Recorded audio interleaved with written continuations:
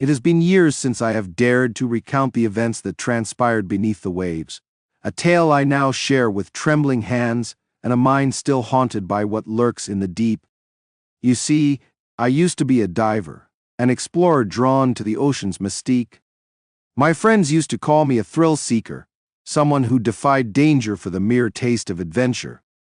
But a few years back, I learned that the ocean is not just an expanse of water. It is a playground for the unimaginable, and some things lie in wait, eager to lure the brave, the curious, and the foolish. It started innocently enough. I was on a research expedition off the coast of a remote archipelago known for its vibrant reefs and rich marine life. With an iron lung, I would dive deeper than most dared, guided by a mixture of wonder and incessant curiosity. The thrill of exploring undiscovered caverns and vibrant wrecks drove me to the brink, but when I first encountered it, I wished I had heeded the warnings whispered in the dark. On that fateful day, the sun had dipped low, sending fingers of twilight across the surface. Beneath the waves, a surreal calm enveloped me, broken only by the muffled sound of my breathing. As I glided through the inky desolation, I spotted an old shipwreck, its tattered hull draped in ghostly strands of kelp. It had been my intention to map the coordinates, but something a slither of dread tugged at my instinct, urging me to press on. Through the shattered remnants, I caught a glimpse of something moving, an undulating form, graceful and sinister. My heart quickened, anticipation mingled with fear as the figure became clearer. An octopus, but not any ordinary cephalopod. I felt my senses reel as it swayed in the water, the vibrant hues swirling and flashing with a luminescent glow that sent a chill through my bones. I should have fled, every instinct screamed at me to swim. But instead, one mesmerizing allure compelled me to move closer, to comprehend this otherworldly creature. I reached out my gloved hand, as if drawn by an invisible tether. As I drew nearer, the creature shifted, its eyes locking onto mine. They were alien, expansive orbs flecked with spirals of color that seemed to draw me into their depths. A psychic connection, an unholy communion, was formed in that instant. I felt its thoughts, dark and tempestuous, swirling through the murky waters of its mind. It was malicious intelligence, sentient and hungry, and yet there was an intoxicating beauty to its ancient wisdom. Help, echoed in my mind, or was it a command? Join! I didn't know what it sought, but a sense of dread mingled with a compelling curiosity that gnawed at my sanity. But already I was too close for comfort. As if sensing my hesitation, it surged forth, wrapping a slick limb around my arm. The touch was caffeinated, electrifying. I felt buoyed by an energy that beckoned me to surrender, to dive deeper, deeper than I had ever ventured before. With a sudden jerk, it pulled me downwards. The world around me blurred, the structures of the shipwreck disappearing into the enveloping darkness. Time lost all meaning as I spiraled into a void where light ceased to exist.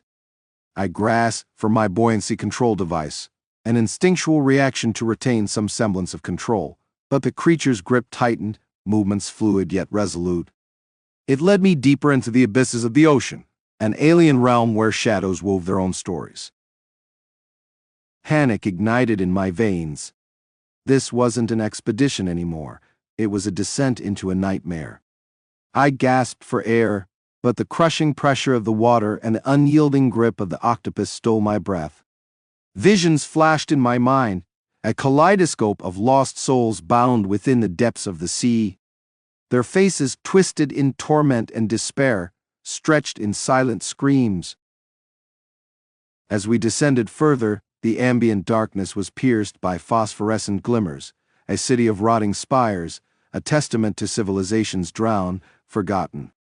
The slithering entity and I were pillars of shadow amidst this forgotten grandeur, its otherworldly form melding with the ruins. In that haunting twilight, reality swirled and evaporated, replaced by the cold caress of madness. I could feel it now. The creature was feeding, siphoning off my thoughts, my fears, my very essence. An insatiable hunger coursed through its limbs, and I understood it was using me as a vessel, a means to breach the surface of this world and invade the one above. I resisted, clawing at its limb, the cold tendrils of my panic clawing at my throat. But there was a moment, a fleeting instant of clarity, where I realized something extraordinary. Through the chaos emerged a memory, a mantra learned during my years of exploration. Those who fear are easily consumed. I focused through the darkness as I struggled. I wasn't merely an explorer. I was a survivor. With a surge of willpower, I wrenched my arm free, propelling myself upwards, bursting through the plasma like shadows surrounding us. I could hear it scream, not with words, but with a howling silence, a fear that reverberated through the watery abyss.